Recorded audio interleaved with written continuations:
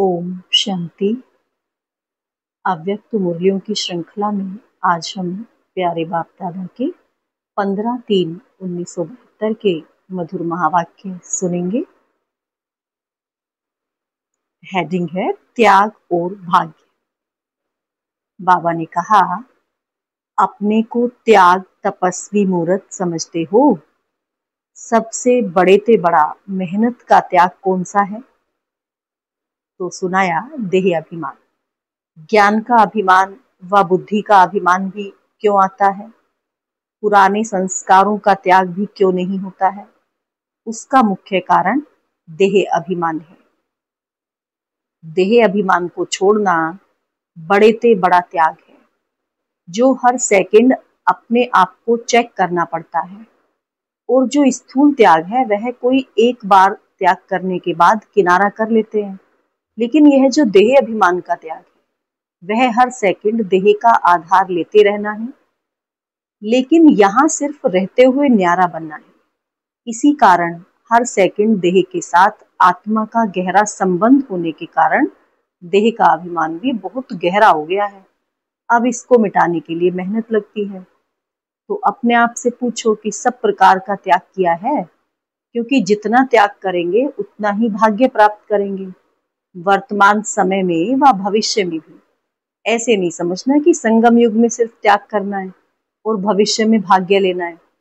ऐसे नहीं है। जो जितना त्याग करता है और जिस घड़ी त्याग करता है, उसी घड़ी जितना त्याग उनके रिटर्न में उनको भाग्य जरूर प्राप्त होता है।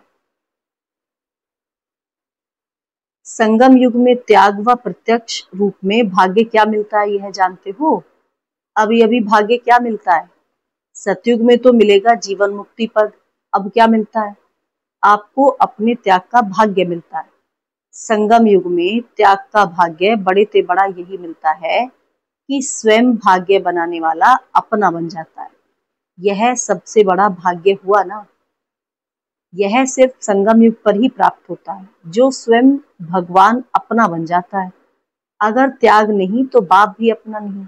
देह का भान है तो क्या बाप याद है? बाप के समीप संबंध का अनुभव होता है जब देह भान का त्याग करते हो। तो देह भान का त्याग करने से ही देही अभिमानी बनने से पहली प्राप्ति क्या होती है?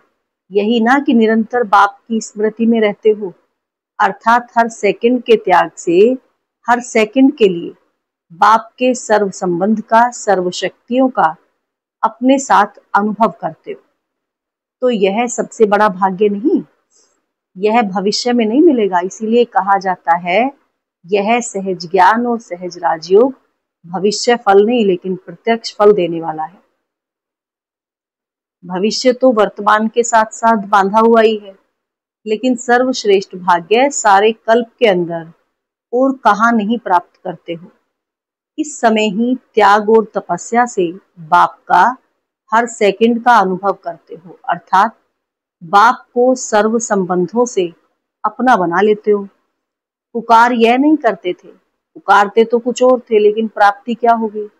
जो ना संकल्प ना स्वप्न में था वह प्राप्ति हो रही है ना।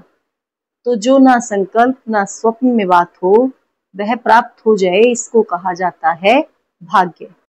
जो चीज मेहनत से प्राप्त होती है उसको भाग्य नहीं कहा जाता है। स्वतः ही मिलने का असंभव से संभव हो जाता है, न उम्मीदवार से उम्मीदवार हो जाते हैं, इसीलिए इसको कहा जाता है भाग्य। यह भाग्य नहीं मिला। पुकारते तो कुछ और थे कि हमको सिर्फ अपना कुछ न कुछ बना लो। इतना ऊंच बनना नहीं चाहते थे, लेकिन मिला क्या? स्वयं तो बन गए, लेकिन बाप को भी सब कुछ बना लिया। तो यह भाग्य नहीं, संगम युग का श्रेष्ठ भाग्य इसी त्याग से मिलता है। सदैव यह सोचो कि अगर देह भान का त्याग नहीं करेंगे, अर्थात देही अभिमानी नहीं बनेंगे, तो भाग्य भी अपना नहीं बना सकेंगे, अर्थात संगम युग का जो श्रेष्ठ भाग्य है उनसे वंचित रहेंगे। अगर मानो सारे दिन में कुछ समय देह अभिमान का त्याग रहता है और कुछ समय नीचे रहते हैं, अर्थात देह के भान का त्याग नहीं, तो उतना ही संगम युग में श्रेष्ठ भाग्य से वंचित होते हैं। भाग्य बनाने वाला बाप जब हर सेकंड भाग्य बनाने की विधि सुना रहे हैं, तो क्या करना चाहिए? उसी विधि से सर्व सिद्धियों को प्राप्त करना चाहिए। विधि को न अपनाने कारण क्या रिजल्ट होती है? ना अवस्था की वृद्धि होती है, ना सर्व प्राप्तियों की सिद्धि होती है। तो क्या करना चाहिए? विधाता द्वारा मिली हुई विधियों को सदा अपनाना चाहिए, जिससे वृद्धि भी होगी और सिद्धि भी होगी। तो चेक करो, संकल्प के रूप में व्यर्थ संकल्प का कहाँ तक त्याग किया है। वृत्ति सदा भाई भाई की रहनी चाहिए, उस वृत्ति को कहाँ तक अपनाया है। और देह में देहधारीपन की वृत्ति का कहाँ तक त्याग किया। समझते हो मैसूर वाले? आज तो खास इन्हों से मिलने आए हैं ना, क्योंकि इतने दूर से मेहनत से स्नेह से आए हैं, तो बाप को भी दूर देश से आना ही पड़ा है, तो खुशी होती है ना। आज खास दूर देश से आने वालों के लिए दूर देश से बाप भी आए हैं। तो जिससे स्नेह होता है, तो स्नेही के कारण स्नेह में कोई त्याग कोई बड़ी बात नहीं होती। विकारों के स्नेह में आकर अपनी सुध-बुध का भी त्याग, तो अपने शरीर का भी त्याग किया। बच्चों के स्नेह में माँ तन का भी त्याग करती है ना। जब देहधारी के संबंध के स्नेह में अपना ताज तख्त और अपना असली स्वरूप सब छोड़ दिया ना, तो जब अभी बाप के स्नेही बने हो, तो क्या देह अभिमान का त्याग नहीं कर सकते? मुश्किल है। सोचना चाहिए कि अल्पकाल के संबंध में इतनी शक्ति थी, तो जो ऊपर से नीचे ला दिया। ऊपर से नीचे इसीलिए आए हो ना। और अब जब कहते हैं और बाप से सर्व संबंध जोड़े हैं, तो क्या बाप के स्नेह में यह उल्टा देह अभिमान का त्याग कोई बड़ी बात है? छोटी बात है ना। फिर भी क्यों नहीं कर पाते हो? यह तो 1 सेकंड में कर देना चाहिए। बच्चा अगर 1 मास बीमार होता है, तो माँ का जो अल्पकाल का संबंध है, देह का संबंध है, फिर भी माँ 1 मास के लिए सब कुछ त्याग कर देती है। देह की स्मृति सुख त्याग करने में देरी नहीं करती, मुश्किल भी नहीं समझती है। तो यहाँ क्या करना चाहिए? यहाँ तो सदा काल का संबंध और सर्व संबंध है, सर्व प्राप्ति का संबंध है। तो यहाँ 1 सेकंड भी त्याग करने में देरी नहीं करनी चाहिए। लेकिन कितने वर्ष लगाया है? देह का भान त्याग करने में कितना वर्ष लगाया? कितने वर्ष हो गए? 36। तो लगना चाहिए। 1 सेकंड और लगाया है, 36 वर्ष। आधा कल्प का अभ्यास हुआ पड़ा है। तो कहा आधा कल्प का अभ्यास है, और वह जो आधा कल्प देह भान से विकारों से न्यारे थे, वह आधा कल्प का अभ्यास 1 सेकंड में भूल गया। तो इसमें टाइम लगा क्या? त्रेता में भी 2 कला कम हो जाती है। तो बाबा कहते फिर भी विकारों से परे तो रहते हो ना। सतयुग त्रेता में निर्विकारी तो थे ना। 2 कला कम होने के बाद भी त्रेता में निर्विकारी तो कहेंगे ना। विकारों के आकर्षण से तो परे थे ना। यह भी आधा कल्प के संस्कार हो गए, तो वह क्यों नहीं स्मृति में जल्दी आते हैं? आत्मा का असली रूप भी क्या है?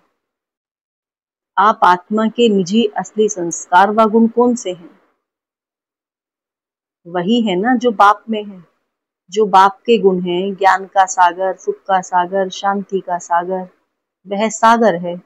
पर आप स्वरूप तो हो। तो जो आत्मा के निजी गुण हैं, शांति स्वरूप तो हो ना। यह तो संग के रंग में परिवर्तन में आए हो, लेकिन वास्तविक जो आत्मा के स्वरूप का गुण है, वह तो बाप के समान है ना। वह भी क्यों नहीं जल्दी स्मृति में आना चाहिए? ऐसे ऐसे अपने आप से बातें करो, समझा? ऐसे ऐसे अपने से बातें करते करते, अर्थात रूह रूहान करते करते रूहानियत में स्थित हो जाएंगे। यह अभी नहीं सोचो कि द्वापर के यह पुराने संस्कार हैं इसीलिए यह हो गया।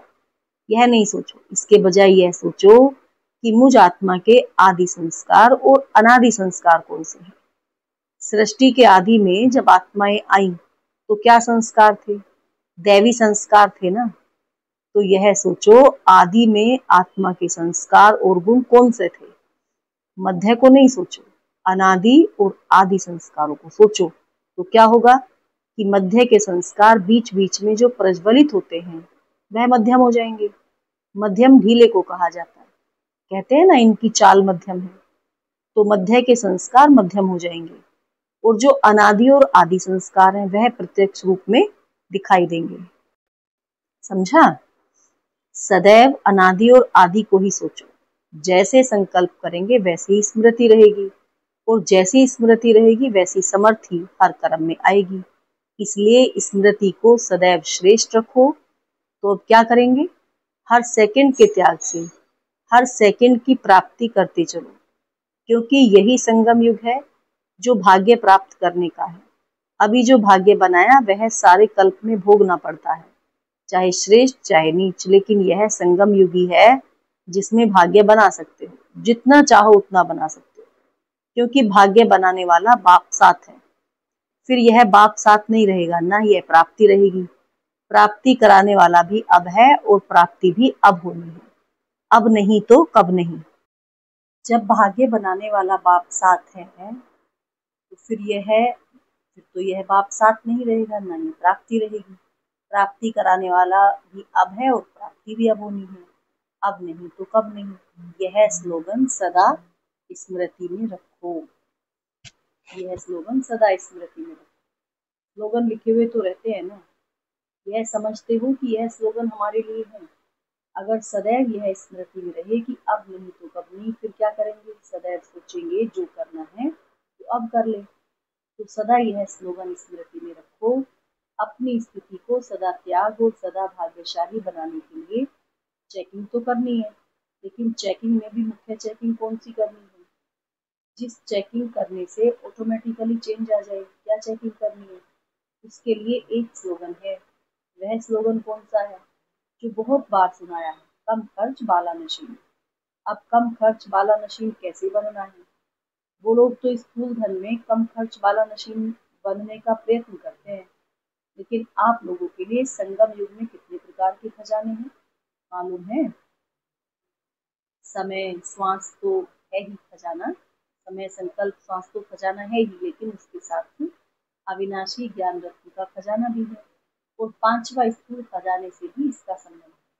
तो यह चेक करो, संकल्प के खजाने में भी कम खर्च वाला मशीन बनी है। ज्यादा खर्च नहीं करो। अपने संकल्प के खजाने को व्यर्थ न बनाओ, तो समर्थ और श्रेष्ठ होगा। श्रेष्ठ संकल्प होंगे। श्रेष्ठ संकल्प से प्राप्ति भी श्रेष्ठ होगी। ऐसे ही जो समय का खजाना है संगम युग का, इस संगम युग के समय को अगर व्यर्थ न खर्च करो तो क्या होगा? एक एक सेकंड में अनेक जन्मों की कमाई का साधन कर सकेंगे। इसीलिए यह समय व्यर्थ नहीं गंवाना है। ऐसे ही जो श्वास अर्थात हर श्वास में बाप की स्मृति रहे। अगर एक भी श्वास बाप की याद नहीं तो समझो व्यर्थ गया। तो श्वास को भी व्यर्थ नहीं गंवाना। ऐसे ही ज्ञान का खजाना जो है, उसमें भी अगर खजाने को संभालने नहीं आता, मिलाओ खत्म कर दिया तो व्यर्थ चला गया। मनन नहीं किया ना, मनन के बाद उस खजाने से जो खुशी प्राप्त होती है, उस खुशी में स्थित रहने का अभ्यास नहीं किया तो व्यर्थ चला गया ना। जैसे भोजन किया, हजम करने की शक्ति नहीं तो व्यर्थ जाता है ना। इसी प्रकार यह ज्ञान के खजाने आपके प्रति व दूसरी आत्माओं को दान देने के प्रति न लगाया तो व्यर्थ गया। ऐसे ही यह स्थूल धन भी अगर ईश्वरीय कार्य में हर आत्मा के कल्याण के कार्य के लिए व अपनी उन्नति के कार्य में न लगाकर अन्य कोई स्थूल कार्य में लगाया तो व्यर्थ लगाया ना। क्योंकि अगर ईश्वरीय कार्य में लगाते हो तो यह स्थूल धन एक का लाख गुना बनकर प्राप्त होता है। और अगर एक व्यर्थ गंवा दिया तो एक व्यर्थ नहीं गंवाया, लेकिन लाख व्यर्थ गंवाया। इसी प्रकार जो संगम युग का सर्व खजाना है, उस सर्व खजाने को चेक करो कि कोई भी खजाना व्यर्थ तो नहीं जाता है। तो ऐसे कम खर्च वाला मशीन बने हो या अब तक अलबेले होने के कारण व्यर्थ गंवा देते हो। जो अलबेले होते हैं वह व्यर्थ गंवाते हैं, और जो समझदार होते हैं, नॉलेजफुल होते हैं, सेंसिबल होते हैं, तो वह हर एक छोटी चीज को भी व्यर्थ नहीं गंवाते। ऐसे के लिए कहा जाता है कम खर्च वाला मशीन। तो ऐसे हो जैसे साकार बाप ने कम खर्च वाला मशीन बन करके दिखाया ना, तो क्या फॉलो फादर नहीं करना है? कोई भी स्थूल धन अगर स्थूल धन नहीं तो जो यज्ञ निवासी हैं उनके लिए यह यज्ञ की हर वस्तु ही स्थूल धन के समान है। अगर यज्ञ की कोई भी वस्तु व्यर्थ गंवाते हैं तो भी कम खर्च वाला नशीब नहीं कहेंगे।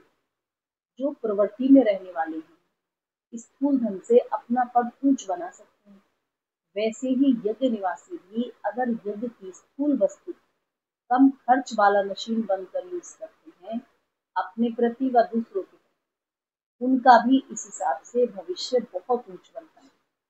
ऐसे नहीं कि स्थूल धन तो प्रवृत्ति वालों के लिए साधन है, लेकिन यज्ञ निवासियों के यज्ञ की सेवा भी यज्ञ की वस्तु की इकोनॉमी रूपी धन स्थूल धन से भी ज्यादा कमाई करने का साधन है।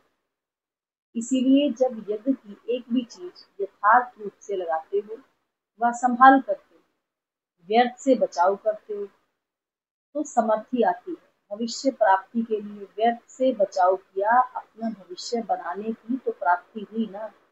इसीलिए हरेक को अपने आप को चेक करना है, अपने को कम खर्च वाला मशीन कितना बनाया है। व्यर्थ से बचो, समर्थ बनो। जहाँ व्यर्थ है वहाँ समर्थ जरा भी नहीं, और जहाँ समर्थी है वहाँ व्यर्थ जावे, यह हो नहीं सकता। अगर खजाना व्यर्थ जाता है तो समर्थी नहीं आ सकती। जैसे देखो कोई लीकेज होती है, कितना भी कोशिश करो लेकिन लीकेज के कारण शक्ति भर नहीं सकती है, तो व्यर्थ लीकेज को चेक करो। लीकेज को चेक करने के लिए बहुत होशियारी चाहिए। कई बार लीकेज तो मिलती नहीं है, बहुत होशियार होते हैं, नॉलेजफुल होते हैं, वह लीकेज को कैच कर सकते हैं। नॉलेजफुल नहीं तो लीकेज को ढूंढते रहते हैं। तो अब नॉलेजफुल बन चेक करो तो व्यर्थ से समर्थ हो जाएंगे। समझा? अच्छा, मैसूर वाले क्या याद रखेंगे? माताएं सिर्फ याद की यात्रा में रहती है ना, क्योंकि भाषा तो समझ नहीं सकती, यह तो याद रखेंगी ना, कम खर्च वाला नशीब, फिर भी भाग्यशाली। यह तो समझती हो सारे सृष्टि में हम विशेष आत्माएं हैं। अच्छा, यह समझती हो कि यहाँ कई बार आए हैं, या समझती हो कि पहली बार ही आए हैं। कोई बंधन नहीं है तो अपने को भाग्यशाली समझती हो या दुर्भाग्यशाली समझती हो? निर्बंधन हो तो अपना भविष्य ऊंच बना सकती हैं। आप तो बड़े भाग्यशाली हो, एक तो बाप मिला, दूसरा भविष्य बनाने के लिए निर्बंधन बनी हो, और ही खुशी होती है ना। ऐसे तो नहीं पता नहीं क्या है, दुख तो महसूस नहीं होता, सुख अनुभव करती हो ना। अच्छा हुआ जो निर्बंधन हो गई। ऐसे अपने को भाग्यशाली समझती हो या कभी दुख भी आता है और कोई साथ होगा तो टक्कर होगा, शिव बाबा अगर साथ है तो टक्कर नहीं होगा ना। संगम युग में लौकिक सुहाग का त्याग श्रेष्ठ भाग्य की निशानी है। आत्मा की प्रवृत्ति में यह संबंध नहीं है। प्रवृत्ति में संबंध में तो नहीं आती हो। अगर प्रवृत्ति में रहे, आत्मा के संबंध में रहती हो, तो अपना भाग्य, अपना डबल भाग्य बना सकती हो।